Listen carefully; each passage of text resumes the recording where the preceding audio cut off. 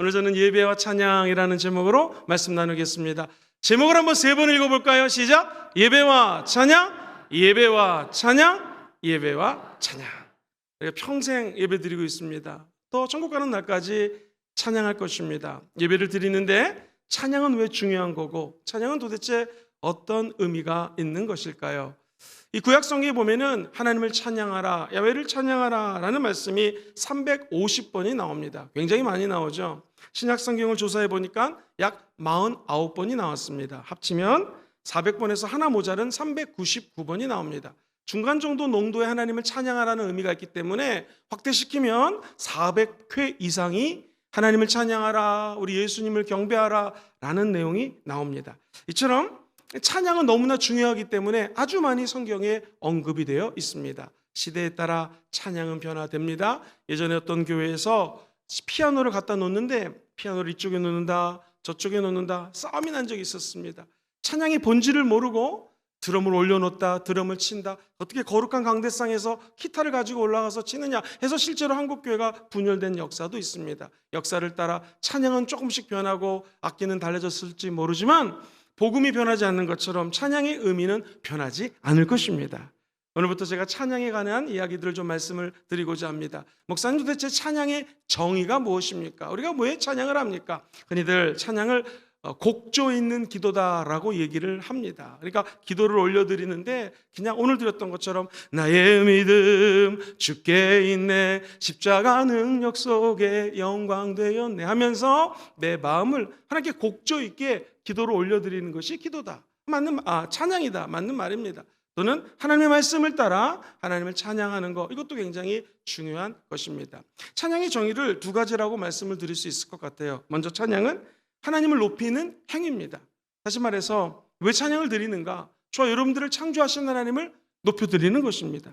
출애굽한 이스라엘 백성들은 어떤 일을 했을까요? 출애굽기 15장 1절에 보면은 찬양에 대한 정의를 엿볼 수가 있습니다. 같이 한번 읽어보시죠. 시작! 이때에 모세와 이스라엘 자손이 이 노래로 야훼께 노래하니 일러스되 내가 야훼를 찬송하리니 그는 높고 영화로우시며 말과 그 탄 자를 바다에 던지셨습니다.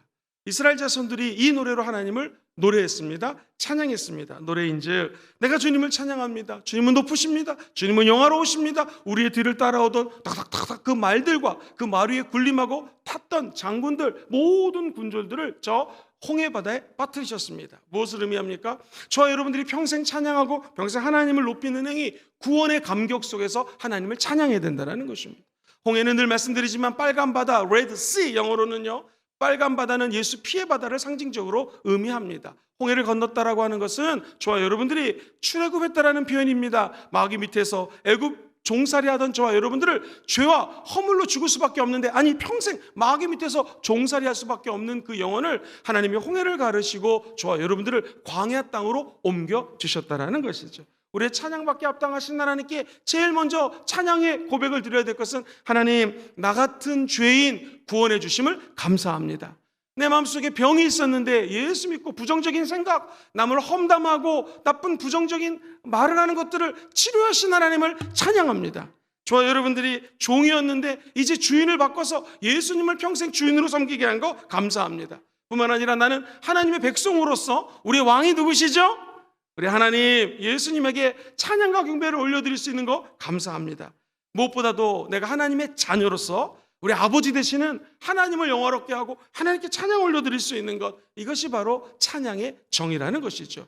이처럼 죄인이 구원받아 하나님께 영광 올려드리는 것, 그리고 내가 병이 들었는데 치료하신 하나님께 찬양하는 것, 성령 충만함으로 내 앞길을 인도하시는 것 찬양하는 것, 자녀인 나를 돌봐주신 아버지의 은혜에 감사하는 것, 백성을 두루두루 통치하시고 옳은 길로 인도하시는 왕에게 경배하는 것이 바로 찬양이고요. 여기에 관련된 모든 행위들을 다 묶어서 우리는 찬양이라고 이야기를 할 수가 있습니다.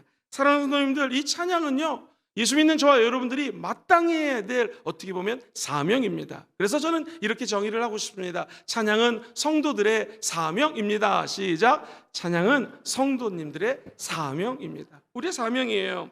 하나님을 찬양하는 것, 저와 여러분들이 창조가 된 목적입니다. 성경에 보면 이사야 43장 21절 말씀 천천히 읽어볼게요. 시작! 이 백성은 내가 나를 위하여 지었나니 나를 찬송하게 하려 함이니라. 하나님 저와 여러분들을 왜 지으셨다고요?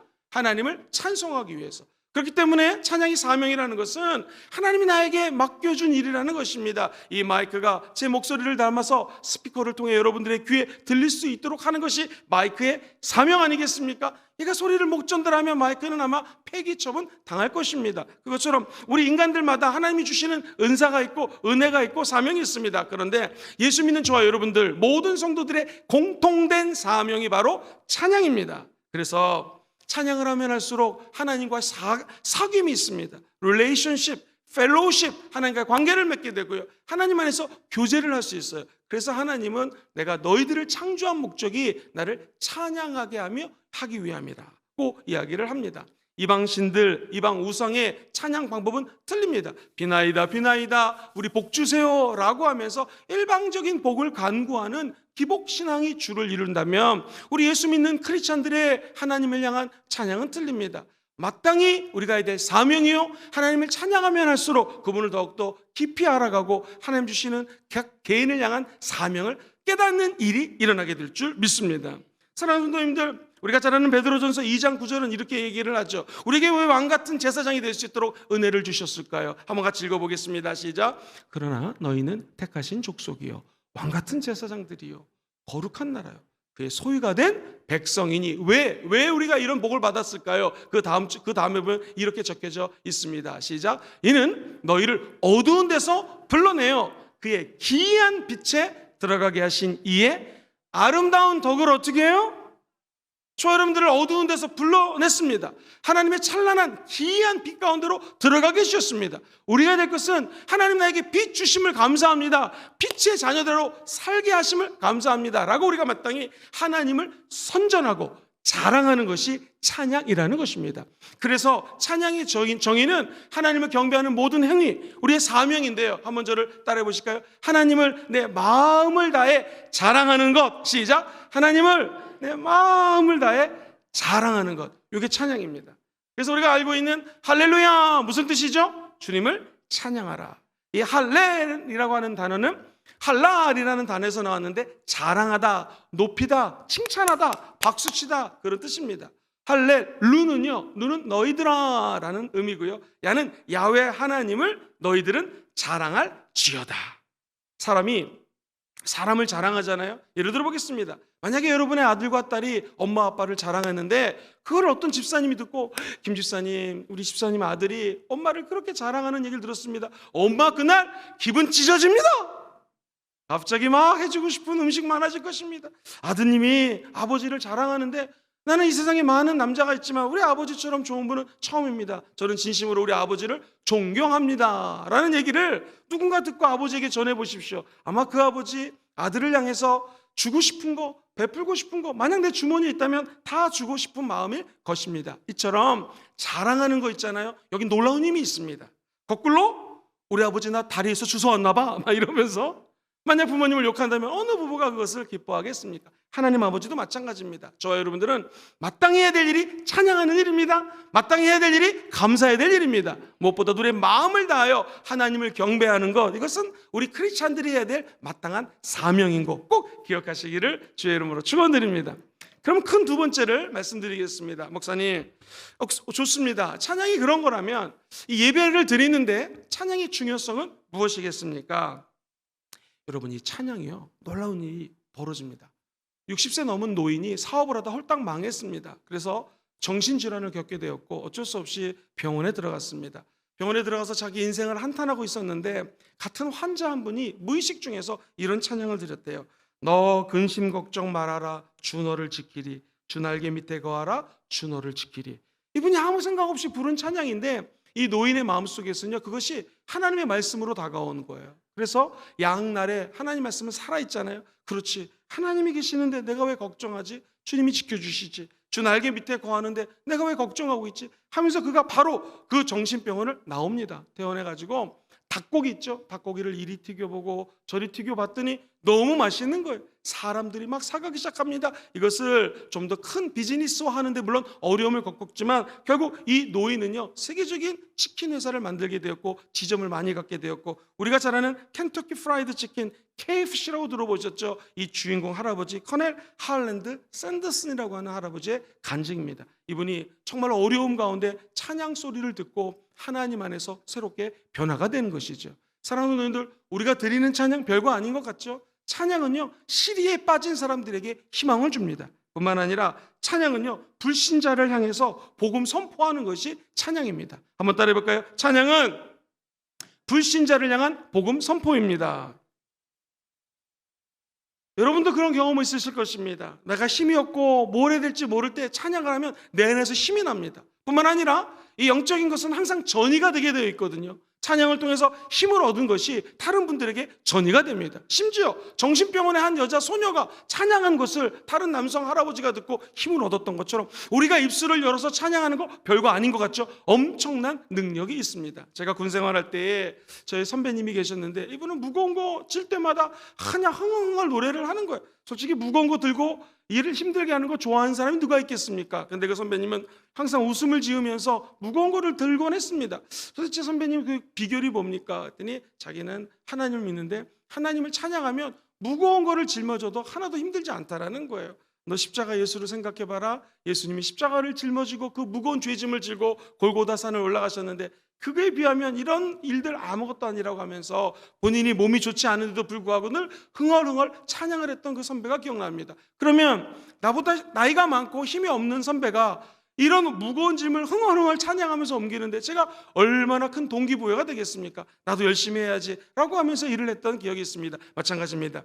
여러분이 드리는 찬양 나만 은혜 받지 않습니다. 그 찬양이 옆 사람들에게 흘러가게 되어 있습니다. 특별히 시편 108편 3절을 주목해서 읽어보십시오. 시작. 야훼여 내가 만민 중에서 주께 감사하고 문나라 중에서 주를 찬양합니다.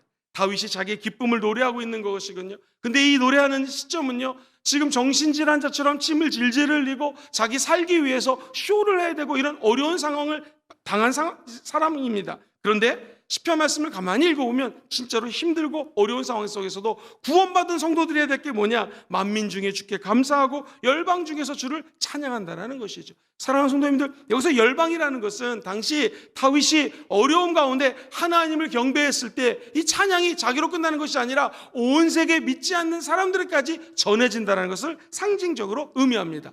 아예 34편 1절에서 3절을 보면 더 자세하게 묘사가 되어 있죠. 시작. 내가 야훼를 항상 송축하며 내 입술로 항상 주를 찬양하리로다. 2절. 내 영혼이 야훼를 자랑하리니 곤고한 자들의 일을 듣고 어떻게 해요?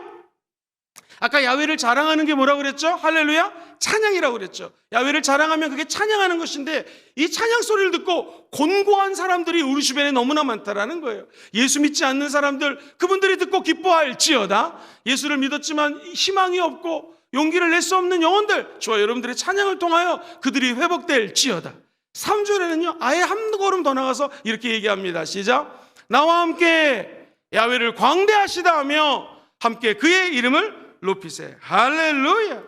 이것은요 송축할 것을, 찬양할 것을 결단하고 선포하는 것입니다. 그러면 하나님께서 그 찬양을 듣고 나뿐만 아니라 주변에 믿는 사람들뿐만 아니라 안 믿는 사람들에게까지 복음을 전하는 동기부여가 바로 찬양 안에 있다는 것입니다. 사랑하는 성도님들, 이번에 구정기간에 믿지 않는 친척들도 아마 만날 것입니다. 혹은 예전에 교회 다녔다가 안 다니는 분들도 있을 거예요. 교회는 다니지만 믿음이 없는 분도 있을 것입니다. 그분 앞에서 찬양하시기를 주의 이름으로 축원드립니다. 찬양은 하나님의 보좌가 그 자리에 임하는 것이 찬양입니다. 우리가 드리는 찬양, 하나님께는 그냥 올려드리는 것이 아니라 마음을 다하여 찬양하는 곳에 하나님의 영광이 임재하게 되고요, 그 임재 때문에 믿지 않는 영혼이 구원받는 기적이 열리게 될 것입니다. 기억하십시오. 바울과 실라는 지금 감옥에 있습니다. 한밤중에 어디에서? 감옥에서 하나님을 찬양하고 기도드렸습니다. 그랬더니 나중에 옥문이 열리지 않습니까? 주변 사람들이 예수를 믿지 않게 되지 않습니까? 결국 그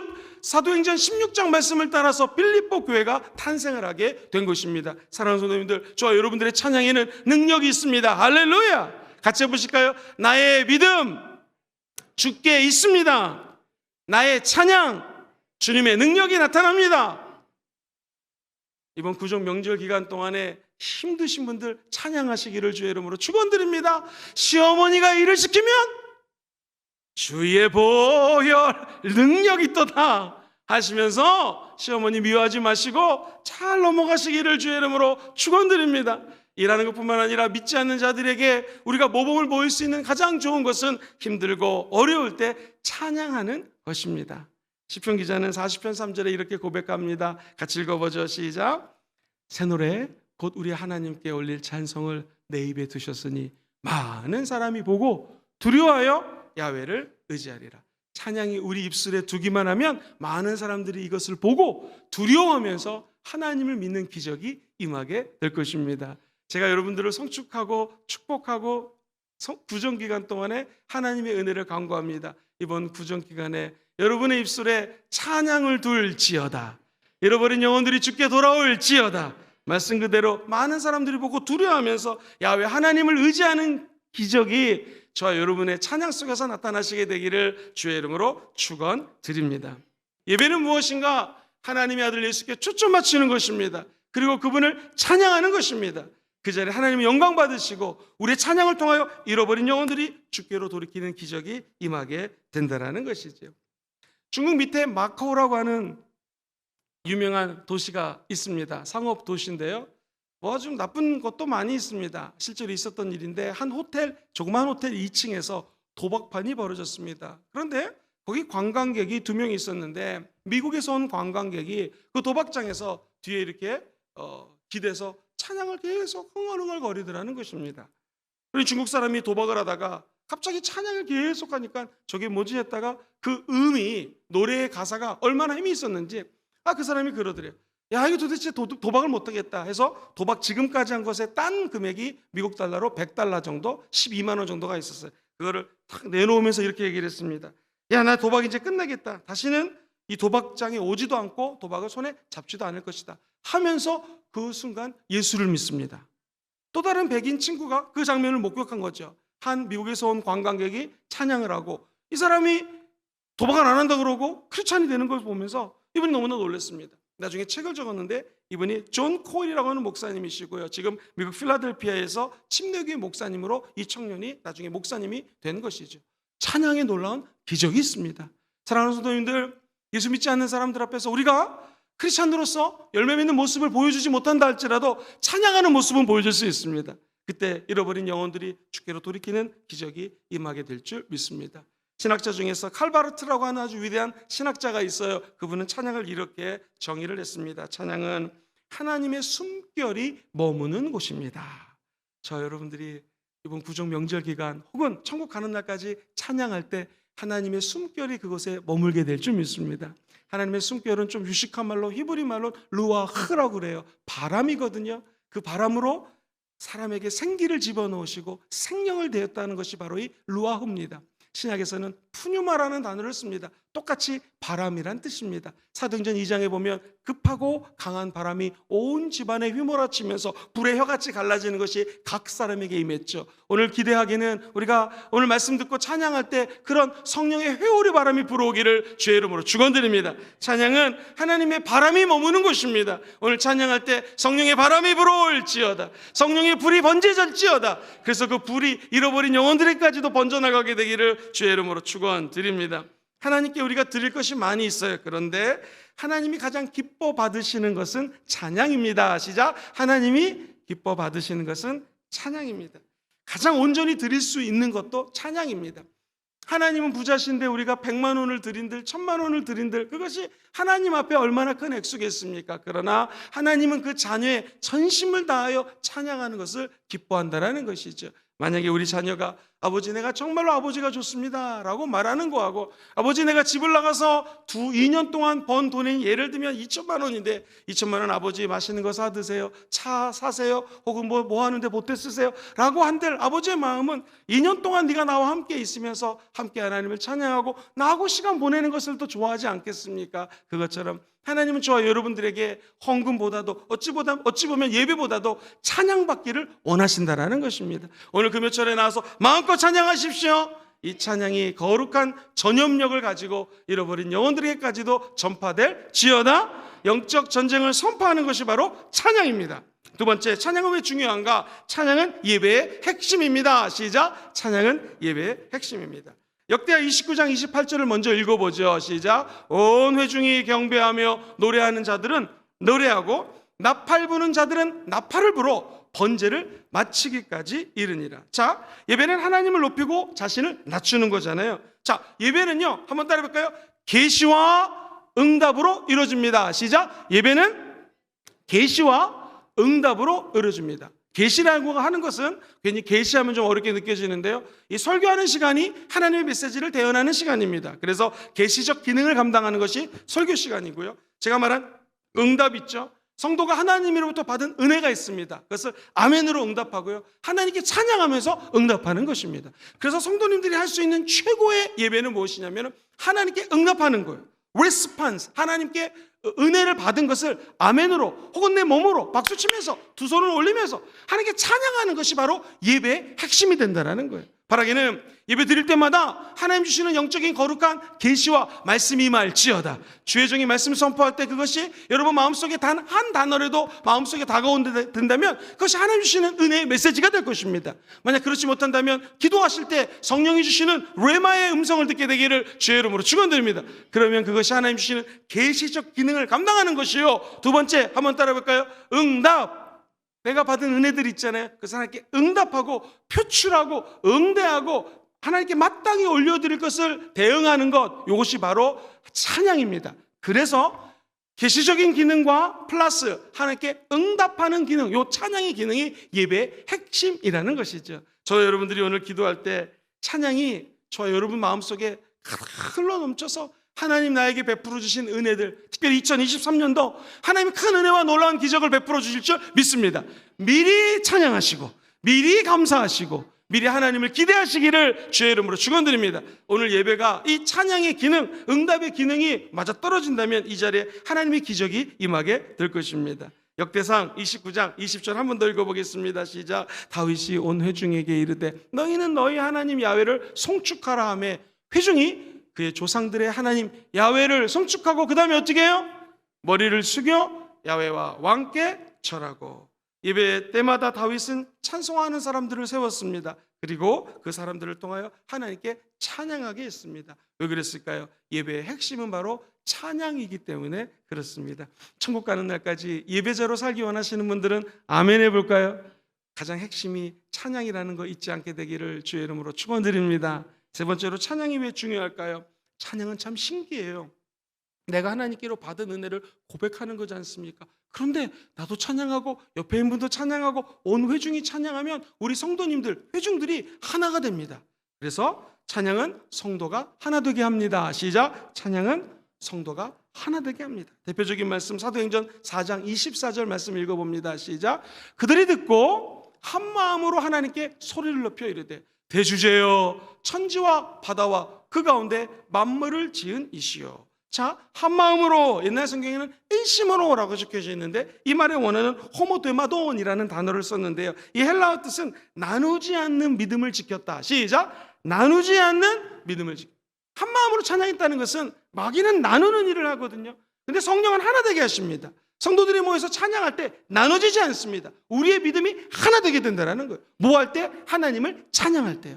여러분 가정에서도 찬양을 많이 하면 가정 구성원들이 하나가 되는 것입니다. 안수집사님들 모이실 때 찬양을 많이 하면 그 안수집사의 공동체가 하나가 되는 것입니다. 장로회 모든 부서들, 교구들 모여서 찬양 많이 하시게 되기를 주의 이름으로 축원드립니다.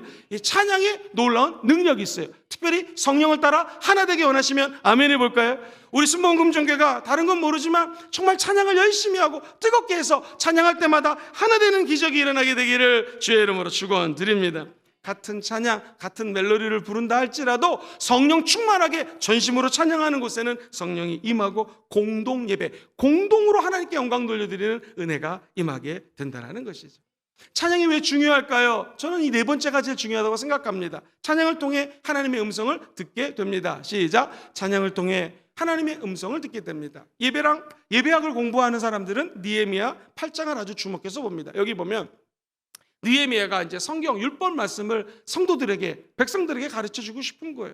그럼 말씀이 들어가기 전에 이분들이 뭐를 했는가? 긴 말씀이지만 6절에 보면 이렇게 적혀져 있거든요.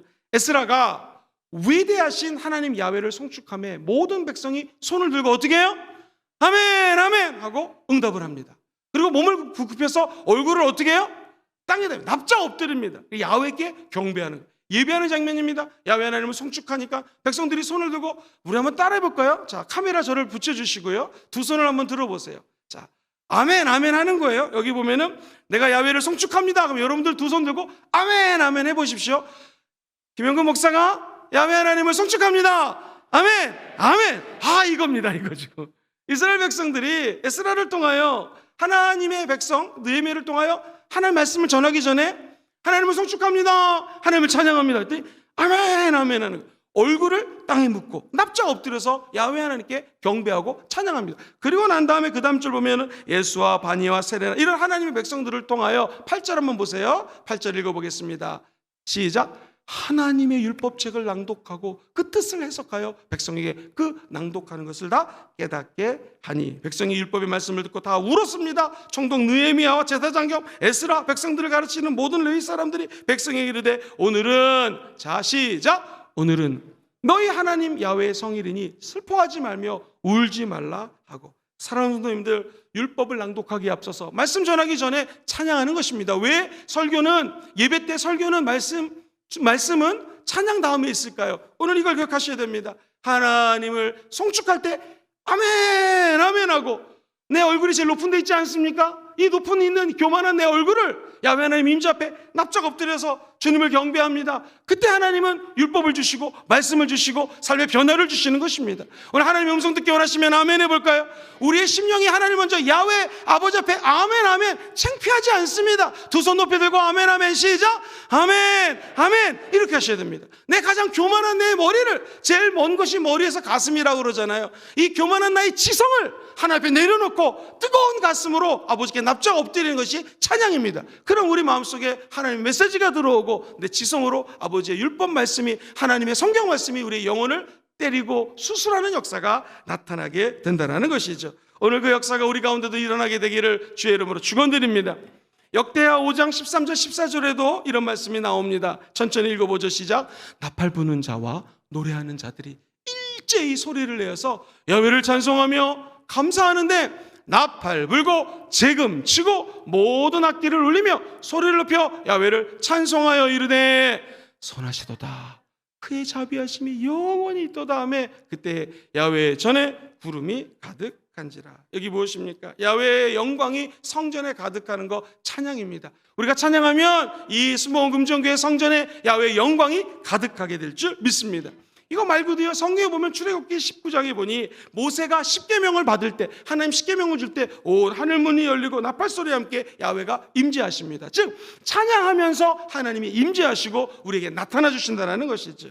역대하 5장 12절 이하에 보면 솔로몬이 하나님께 성전 봉헌식 합니다. 그때도 하늘 문이 열리고 120명의 제사장들이 나팔소리, 찬양소리 울려 퍼질 때 야훼께서 성전에 임재합니다. 사랑하는 성도님들, 신약은 어떨까요? 구약만 이럴까요? 아니요, 누가복음 2장에 보면 예수님이 세상에 오실 때 천군 천사의 찬양 소리와 함께 베들레헴에서 태어나셨습니다. 그러면 저 여러분들도 마땅해야 될 것이 찬양이요 뿐만 아니라 우리가 예배 드릴 때마다 하나님의 영이 임재하는 거룩한 장소가 찬양을 통하여 된다는 것이죠. 하나님의 음성을 찬양을 통하여 듣게 됩니다. 임재하신 하나님을 만나는 계기가 찬양을 통하여 가능하다는 것이죠.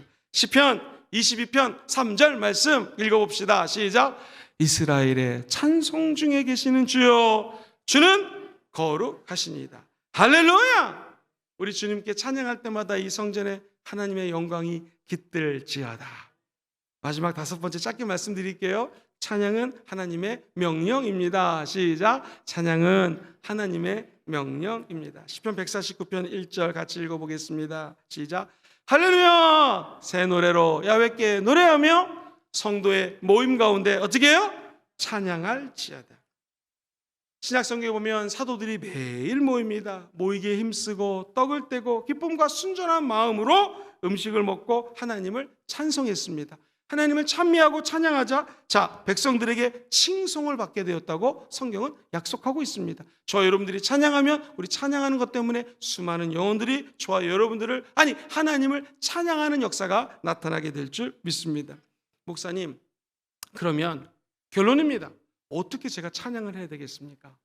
한번 오늘은 찬양이니까 이렇게 한번 해보겠습니다. 한번 따라해볼까요? 노래를 통해 시편 28편 7절 같이 한번 읽어볼게요. 시편 28편 7절 노래를 통해서 이렇게 찬양합니다. 야훼는 나의 힘과 나의 방패이시오니 내 마음이 그를 의지하여 도움을 얻었도다. 그러므로 내 마음이 크게 기뻐하며 내 노래로 그를 찬송할지어다. 시편 28편 7절은 이야기합니다. 노래를 통해서 찬양하라는 것이죠. 두 번째, 지혜의 시로 찬양하라. 같이 읽어볼까요? 시작. 하나님은 온 땅의 왕이심이라 지혜의 시로 찬송할지어다. 세 번째 뭘로 찬양합니까? 입술로. 시작. 주의 인자하심이 생명보다 나음으로 내 입술이 주를 찬양할 것이로다. 네 번째 뭘로 찬양하라고요? 악기로. 시작. 수금으로 야훼를 노래하라. 수금과 음성으로 노래할지어다. 할렐루야. 그 다음에 제일 중요한 게 뭐예요? 심령으로. 시작. 하나님이여 내 마음을 정하여 싸우니 내가 노래하며 나의 마음을 다하여 찬양합니다. 이게 제일 중요해요. 내 심령으로. 그 다음에는요 손을 들고. 시작. 성소를 향하여 너의 손을 들고 야훼를 송축하라. 할렐루야. 맨 마지막 것이 제일 어렵습니다. 춤추며 찬양하라. 시작. 춤추며 그의 이름을 찬양하며 소고와 수금으로 그를 찬양할지어다. 할렐루야. 우리가 진짜 춤을 추지 않더라도 우리 마음의 춤을 추면서 두 손을 높이 들고 야훼 하나님을 경배하면서 입술로 악기로 무엇보다 우리 심령으로 노래를 통하여 지혜의 시를 즉 우리 인간이 할 수 있는 모든 것들을 다 총동원해서 하는 것이 찬양입니다. 나는 우리 순복음금정교회가 우리 마음뿐만 아니라 우리가 할 수 있는 모든 것들을 동원해서 아낌없이 하나님을 찬양하는 귀한 교회가 될 줄 믿습니다. 올 한해 복음을 향하여 달려가는 교회. 시작. 복음을 향하여 달려가는 교회. 무슨 교회가 복음을 향해 달려가겠습니까? 찬양하는 교회입니다. 전심으로 하나님을 높이는 교회가 복음을 향하여 달려가는 교회가 될 줄 믿습니다. 오늘 이 말씀이 그대로 삶에 적용될지어다. 몇 점 정리합니다. 찬양의 정의. 첫 번째, 찬양을 하나님을 높이는 행위입니다. 두 번째, 찬양은 성도의 사명입니다. 그래서 우리가 찬양하면 하나님이 그 가운데 임재하는 것이죠. 자, 예배에 있어서 왜 찬양이 중요합니까? 5가지 한번 큰 소리로 읽어봅니다. 첫 번째, 시작. 찬양은 불신자를 향한 복음 선포입니다. 두 번째, 찬양은 예배의 핵심입니다. 세 번째, 찬양은 성도가 하나 되게 만들어줍니다. 네 번째, 찬양을 통해 하나님의 음성을 듣게 됩니다. 마지막, 찬양은 하나님의 명령입니다. 우리는 노래를 통해 지혜의 시로 입술로 악기로 심령으로 무엇보다도 춤을 추며 두 손을 높이 들고 하나님의 명령에 순종해서 찬양하기만 하면 됩니다. 그러면 영적 전쟁은 우리에게 속한 것이 아닙니다.